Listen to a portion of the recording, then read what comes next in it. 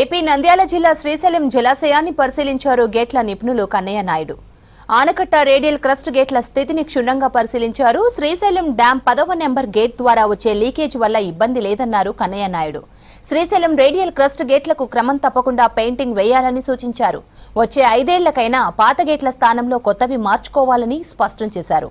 శ్రీశైలం ఆనకట్ట గేట్ల నిర్వహణకు తగినంత నిధులు ప్రభుత్వం కేటాయించాలని చెప్పారు కన్నయ్య నాయుడు. రబ్బర్ సీల్ అవుతుంది, అది మామూలు.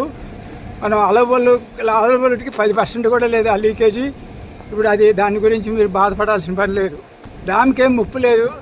మీరు ఫ్లంజ్ పూల్ కూడా డ్యామ్కి ముప్పు అని రాస్తున్నారు, అది కూడా తప్పే. ఫ్లంజ్ పూల్ వచ్చి ఫార్ హౌస్లు రెండింటికి మధ్యలో జరుగుతుంది.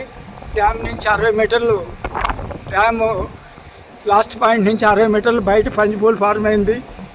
ఇప్పుడు మా డ్రైనేజ్లో ఒక చుక్క కూడా నీళ్ళు లీకేజ్ లేదు. ఈ కొత్త డ్యాముల్లో అంతా డ్రైనేజీల్లో నీళ్లు ఉన్నాయి, ఆడిట్లలో నీళ్లు ఉన్నాయి. ఇక్కడ ఆడిట్లో డ్రైనేజ్ నుంచి ఒక చుక్క కూడా నీళ్ళు లేదు. అది కూడా మన వాళ్ళు ఇన్స్పెక్షన్ చేశారు. ఇప్పుడు మా డ్యామ్ కన్నా మీ పవర్ హౌస్ ఫౌండేషన్లో క్రాక్స్ పోయిందంటే పవర్ హౌస్లకు ముప్పు ఉంది.